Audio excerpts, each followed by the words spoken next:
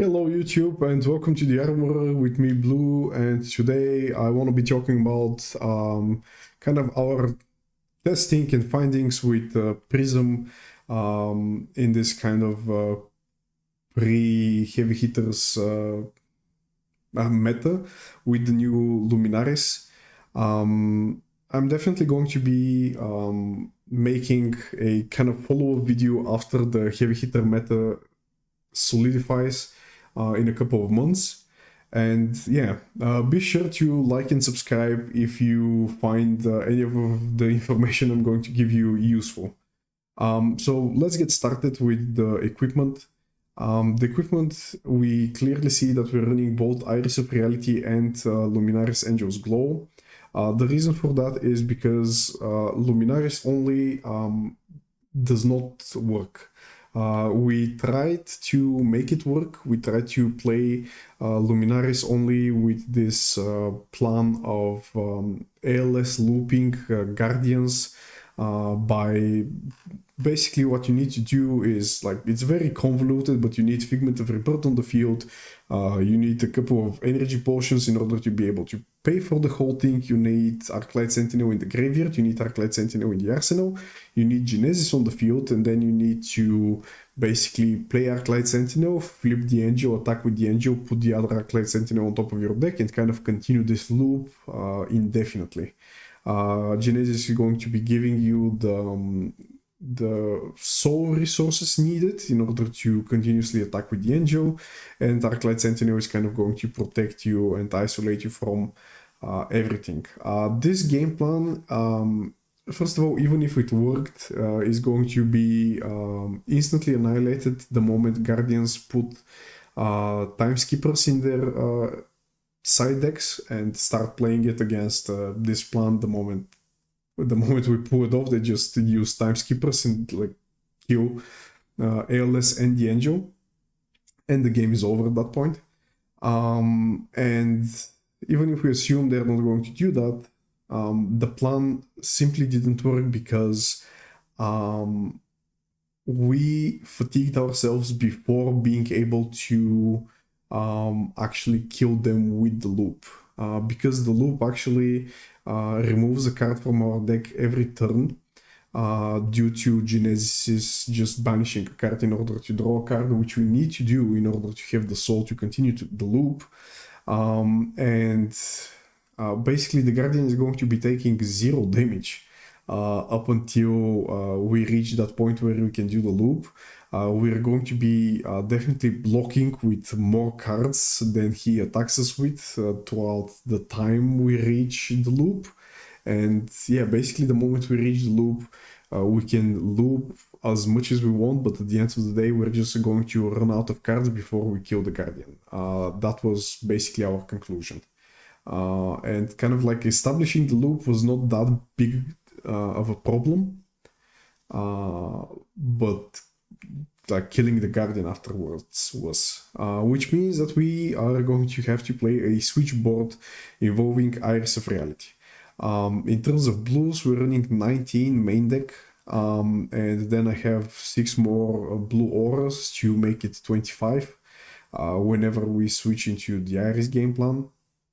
In terms of headpiece, we're running Halo of Illumination, and Halo of Illumination is so versatile because of how versatile the Figments are, especially during our opponent's turn, that we do not see us ever kind of devoting a space to any other helm.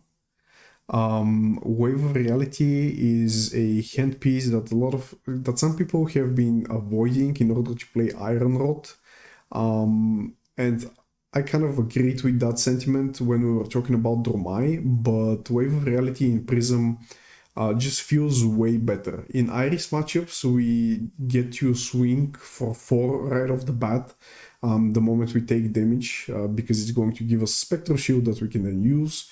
And Spectral Shields are just way more useful in Prism than they are in Dromai, not only because of Iris, but because they also isolate us against Kodachis, and Kodachis are kind of the biggest reason why we can't just flip Angels the moment we bring them on the field with the herald, using Empyrean Rapture to basically make the flip free. But if we have a leftover Spectral Shield, we can definitely do that. Because we have things like Herald of Protection, we have Phantasmal Footsteps, we have Figment of Protection to kind of allow us to basically block the two Kodachis almost for free. And then we still have a Figment or basically Angel on the field waiting to protect another point of damage, which a lot of the times at the very least is going to be 3, which is still fine. It's basically an additional card that we kind of force them to use. And in terms of armor pieces, Empyrean Rapture is just immense value whenever we use it, and even in matchups like Ninja, we're still going to kind of try to flip angels during our turn at least once or twice a game, because Figment of Protection as well as Figment of Erudition's effects, when triggered, are very, very valuable, because Figment of Protection just kind of protects itself from the Kodachis, and Figment of Erudition allows us to go for some insane 3-card hands turns where we attack with like double Herald, Figment of Erudition, and we get to bring like another Figment or 2 off of that. And it's just insane amount of value. And finally, Phantasmal Footsteps is basically the go-to legs. Other equipment that you may consider and that we are kind of playing is Mage Master Boots for the Iris matchups, because it allows us to drop 2 blue auras or drop a blue aura like Passing Mirage and attack with the Herald that now cannot be popped. And Fiendo's Spring Tunic, because it's more useful in the Iris matchup, and it's also a little bit better in ninjas. So yeah, out of these two, I'm definitely keeping Spring Tunic, and if I really need to find space for more cards, it's going to be a debate if I want to cut the Tunic or the Empyrean Rapture. But Mage Master Boots definitely felt like something that is very cuttable from the deck. It was very nice to play those lines into Iris matchups, but in my opinion, it never felt like a play that decided the game or that swung the game on its own by a lot. I feel like the best thing we can do with Mage Master Boots is play Haze Bending into Haze Bending, because that really dissuades our opponents from attacking auras, because now we're just going to create a lot of Spectral Shields off of that, especially if we already played something, like if we manage to during our opponent's turn pitch like 2 cards to play, like a Genesis or Merciful or like Parabor or whatever from the arsenal, and during our turn we use Tunic into double Haze Bending, that can be a game-winning play, but that's like very situational. Other kind of armor pieces that I have here in the maybe board are AB and Vestige of Soul. Crown of Reflection is a pretty good helm piece, but with the utility of Figments, I don't think it's ever going to be better than Halo of Illumination, and Halo of Illumination already comes with Spell Void too, which can potentially be way better into Kano, which right now is the only wizard. Silent Stilettos is pretty neat, but I feel like Neuron Gloves is definitely the best Arcane Barrier piece if we only need to run 1 Arcane Barrier. If we need to run 2 Arcane Barrier for whatever reason, we're probably going to be playing the Stilettos, but in my opinion, we're probably never going to run more than 1 Arcane Barrier, so the Neuron Gloves will probably make make their way into the deck once we kind of finalize it for tournament play, if there's wizards or arcane damage to be faced. And finally, we have Vestige of Soul with the accompanying Tome of Divinity, and this type of deck feels pretty fun, but did not feel competitive. The main reason is the tome lines are kind of restrictive because you really need to play for them. You really need to kind of keep your tomes in arsenal and wait for like a second tome, or kind of keep a bigger hand hoping that you hit with the herald in order to kind of play your tome and extend. And even the extensions are not all that amazing because you already have similar turns off of Figment of Erudition. And yeah, you know, like also using your Halo of Illumination in order to play the tome did not feel as good as using Halo of Illumination in order to basically stop your opponent's turn, which you can do in quite a lot of matchups. So we decided to altogether not play that deck, you know, that bunch of cards. Now, getting into the main deck itself, we have Rainbow, Herald of Protection, Triumph, and Wartune. You know, Herald of Triumph is probably the best because when we are playing the Herald plan with Luminaris, we want to be isolated against poppers as much as possible, which is why Herald of Triumph is basically the best Herald. Because there is not that many 7-power poppers available to like all classes out there, and a lot of people are playing 6-power poppers, and a lot of these 6-power poppers are kind of bricky for those decks. So whenever we attack them with the Herald of Triumph and they can't really pop it, and they're now left with a brick in hand, especially if they decided to keep it in hand instead of arsenaling it in order to be able to pop something during our turn, we get quite far in terms of advantage of doing something like this. Herald of Wartune Herald is also amazing because it only costs 1.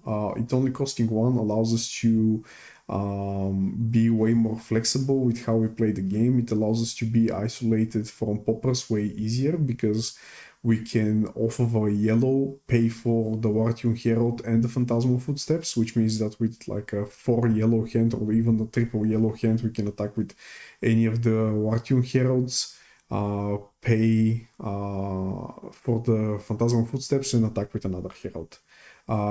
In Tunic matchups, it also allows us to just swing with it off of a Tunic counter, which is also pretty nice.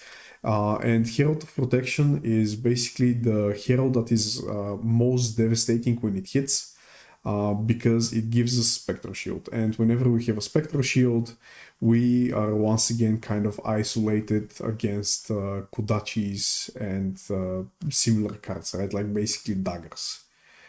So we can attack with the Protection and flip a Figment and have a Spectral Shield and just use the Spectral Shield to block a Kodachi, then Phantasmal Footsteps to block another piece, and kind of save the angel and force them to either attack the angel or attack us. And then if them attacking us also fails because we're able to block and keep the angel, especially if it's something like Angel of Erudition, it can be very bad for them.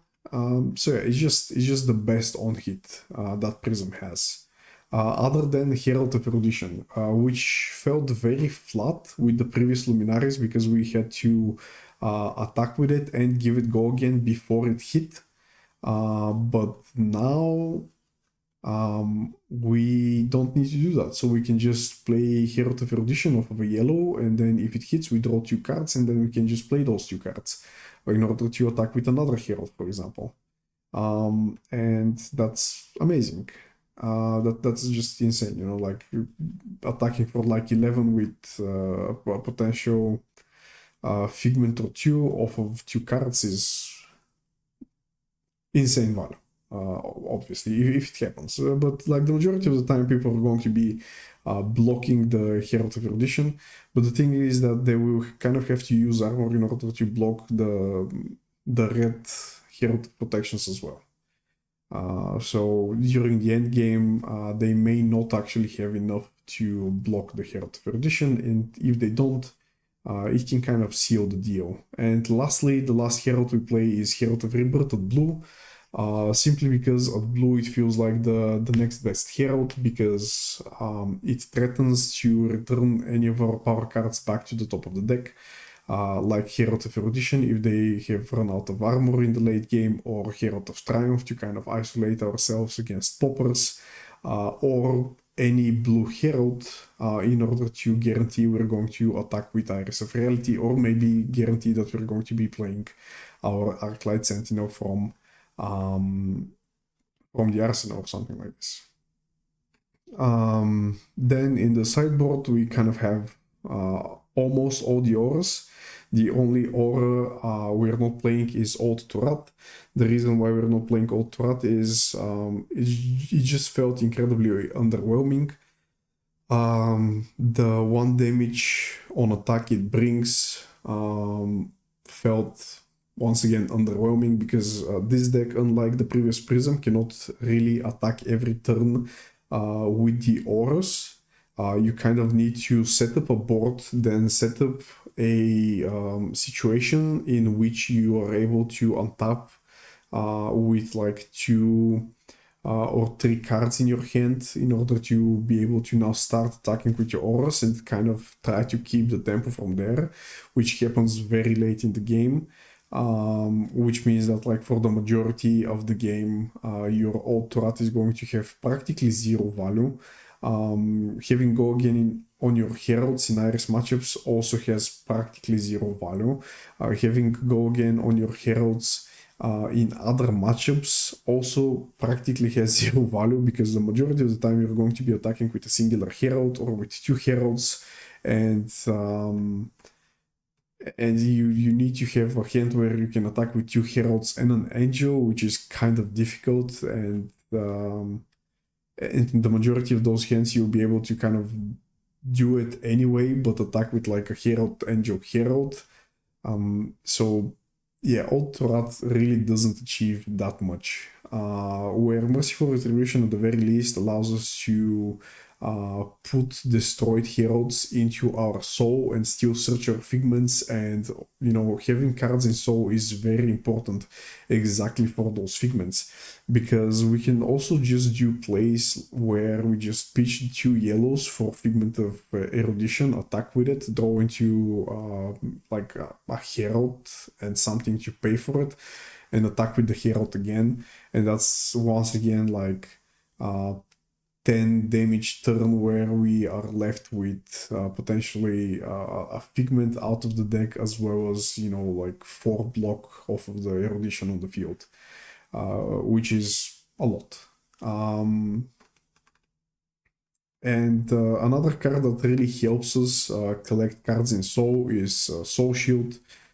Soul Shield and Sing Below have performed amazingly for us. They allow us to kind of keep cards in hand in order to swing with the heralds efficiently enough, because defense reactions from the arsenal are obviously efficient. They also allow us to protect the angels from people without them suspecting it. You know, sometimes people will, you know, decks like Rangers cannot really attack a Figment of Erudition unless they use something like E-Strike, or they want to gamble on a Ravenous Rabble, because what if the Ravenous Rabble rolls a yellow or a blue off the top instead of a red? And because of that, they will, you know, go for a big attack where they pump they pump a very big attack. That's something that Guardians will often also do, because why would they just skip their turn and give you a full hand of like 4 or 5 cards by just swinging a hammer at the erudition, when they can go for something like 11 dominate or like 10 overpower or like 13 overpower or whatever. And in some of those situations, you actually be able to defend against those attacks using your soul shields and or singulaws, and kind of either protect your angel or force them to send another attack into the angel finally. And yeah, these cards have played very big part for the survivability of this deck. And this deck really needs to survive, really wants to survive, because the heralds, kind of like the old auras right now, are also representing this inevitability where you will kind of inevitably run out of poppers if you're on like a low popper count, like 9 or something like this. You know, obviously if you're something like Bravo or Brute, you're probably never running out of poppers. But you're on like, if you're on like 9, you'll definitely run out of poppers, you'll definitely run out of armor pieces. If you start blocking them with 3 cards, with like 2 cards, Prism will probably be able to block your turn with 2 cards as well, and then swing a big herald at you again. And at some point, if any of these heralds connects, you'll be able to kind of instantly go for the erudition line, which is going to be, as we said, just insane amount of damage, and it's going to kind of propel you further into the game and put you ahead, and you kind of be able to retain that staying ahead, because if you are able to then next turn untap with like 4 card hand and go for like herald, which is hopefully isolated from a popper into another herald, your opponent will probably not be able to block both of them and still have a turn. So they will maybe like block one, then allow the other to hit, but that other will hit, bring a figment, and then you immediately flip the figment with rapture, and at that point, like, your heralds become like 2 cards for 10 value each, sometimes more, and that's very difficult for other decks to outvalue. So they kind of want to kill you as fast as possible in both situations, in both like Luminaris and Iris. And I guess the last card that we haven't talked about is That All You Got. That All You Got is currently just a ninja tech that we're running in order to stop ninjas from popping our angels with Kudachis. It allows us to basically block Kudachi for free, which has proven to be very useful. It's definitely something that we can cut in favor of a card that performs better into other matchups. If ninjas become less playable or like less of a problem, because they aren't that hard right now, simply because they really get outvalued by the heralds if we manage to block efficiently their on hits. And Sync and Soul Shield definitely help for that.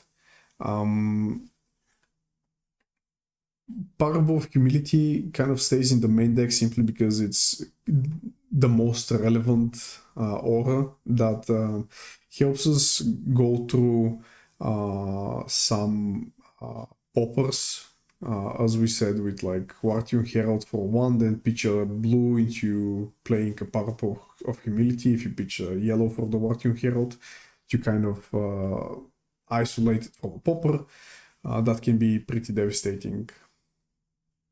And I guess finally for the main deck, we move to the Figments. I have been talking about Erudition and Protection for like the whole video up until now, and that's because these are definitely the best Figments out there. They're useful into every situation. They provide the most value baseline, you know, just by themselves. And now the other Figments we're running because they allow us to kind of stop our opponent's turn in certain matchups. We also run them simply because we want something to pull out from the deck against ninjas and rangers, because our heralds are going to be hitting quite a lot in those matchups, and we just want to utilize our basically free ward for every turn, or as many turns as possible. Figment of Judgment is going to allow us to kind of stop a Katsu's turn once per game if we bring it in response to their Katsu ability with Halo of Illumination. You know, they will hit with something, discard the card, banish whatever they need in order to continue their turn, and we'll just say Halo of Illumination, put that thing face down with Figment of Judgment, and now we have basically 2-for-1 them. In a way, we can also do something similar against Levia when they go for Art of War, banish Centipede. We can just put the Centipede face down. If they transform into Plasmafet, we can put the Screamers face down in order for them to have less go again available from the banish zone. We can do the same against Fi, you know, if they hit with Mounting Anger and we allow them to banish something from their hand, we can then just flip it face down. We can use this against Dorinthia if they play their specialization that allows them to banish an attack reaction. And then they can play it this turn, we can just flip it face down as well. We can do that into a Vincent that, for example, plays Movrian Skies and maybe another buff and wants to just play their Runegate card from the banish. And after they play the Movrian Skies or the buff, we can just use Figment of Judgment to put their card face down. And that's a very good play because they don't really have many go again enablers. They have like 12 or something like this, and if we kind of denied at least one of them, it's pretty good. Figment of Triumph with the -1 attack can be very useful because it can help save a Figment.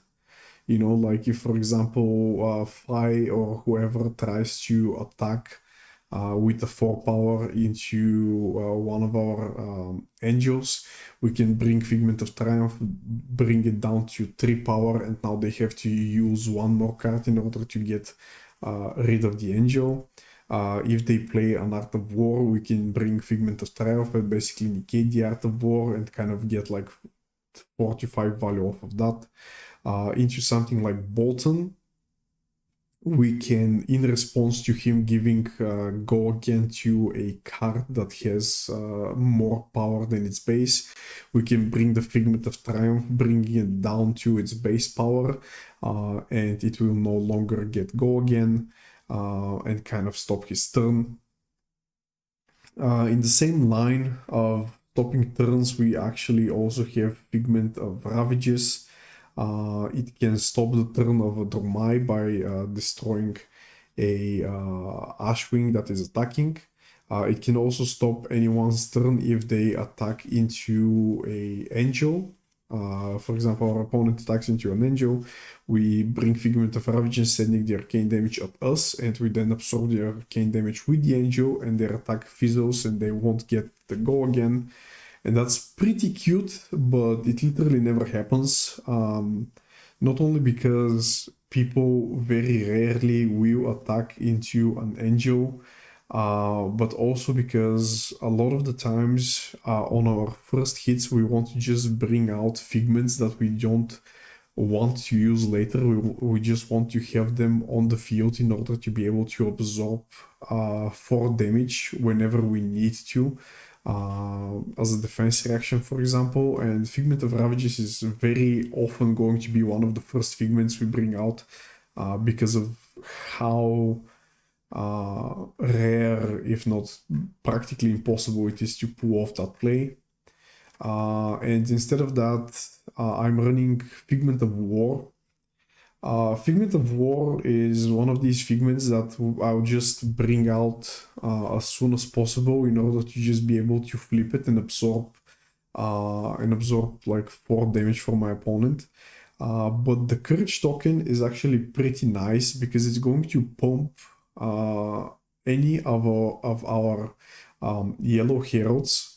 It's going to make them attack for 7, and 7 is way harder to block than 6.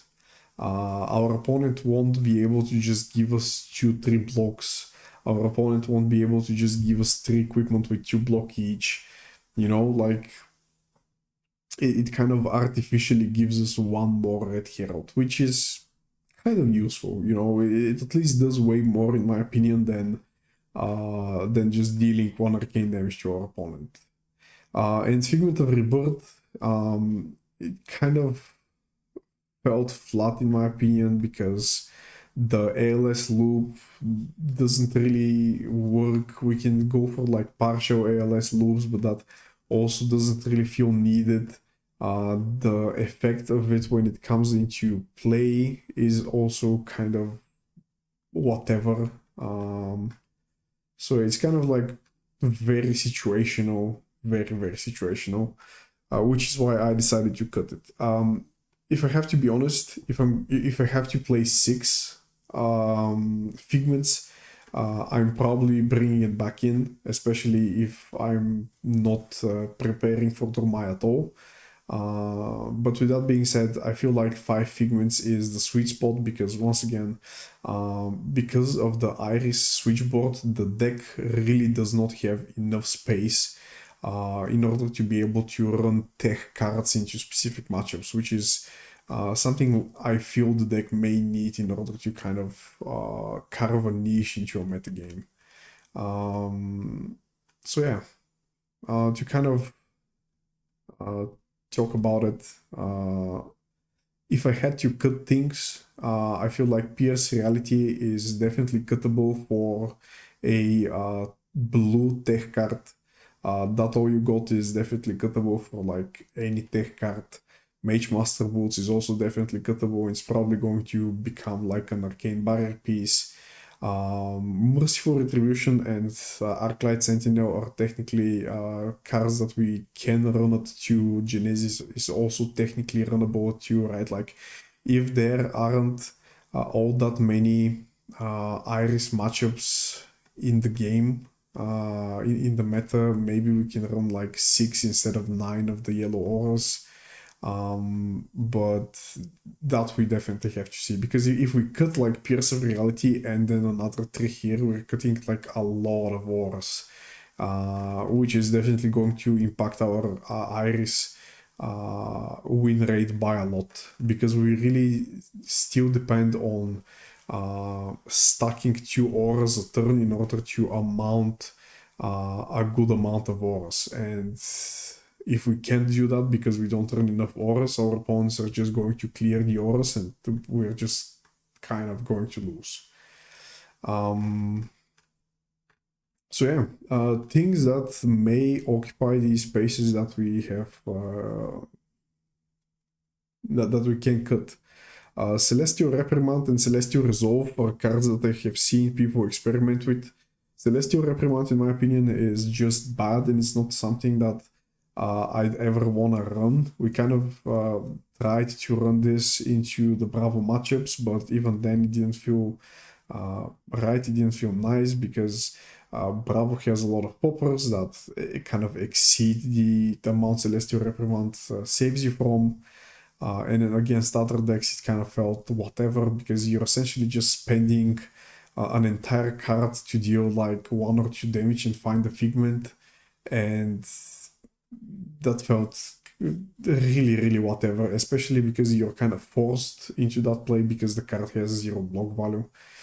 Celestial Resolve can be good if we are going to exclusively be playing against Azalea or something like this.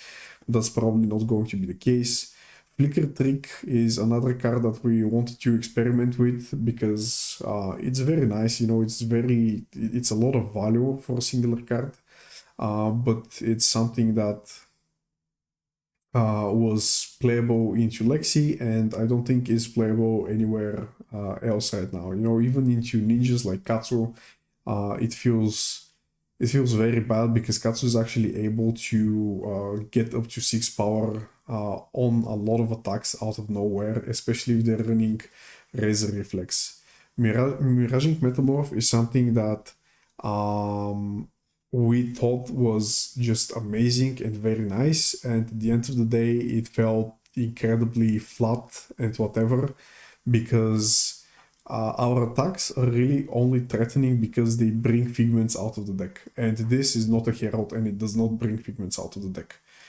Kind of the same goes for Phantasmaquasm. Phantasmaquasm is kind of like a good attack if we're going to run like mono Iris, and it's just good value.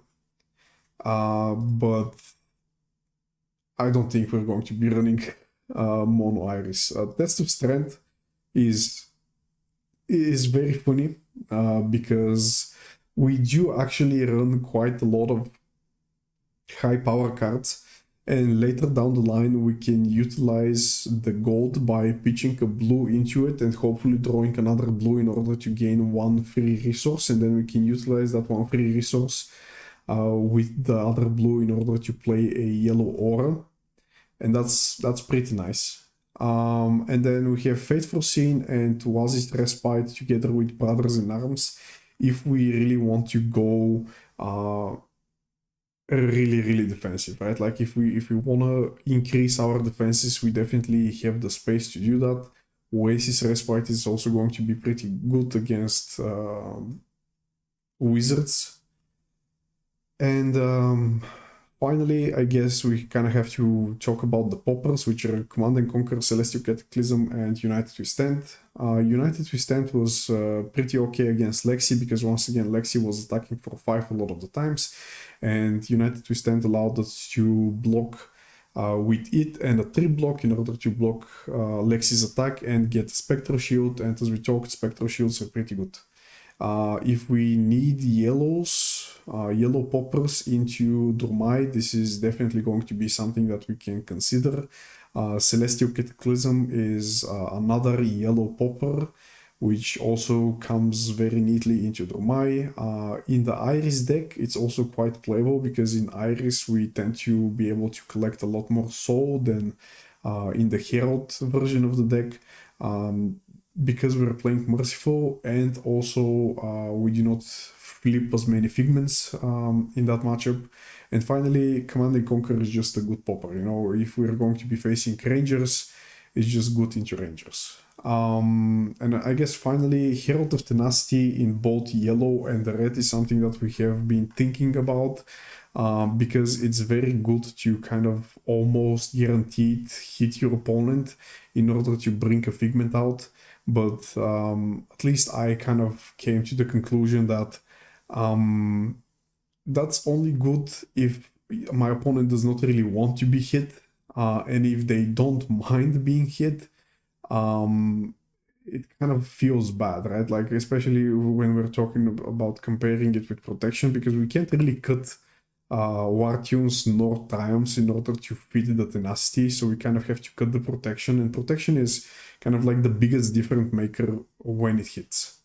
So yeah, that's about it. Make sure to like and subscribe if you found any of the information useful, and bye bye, see you next time.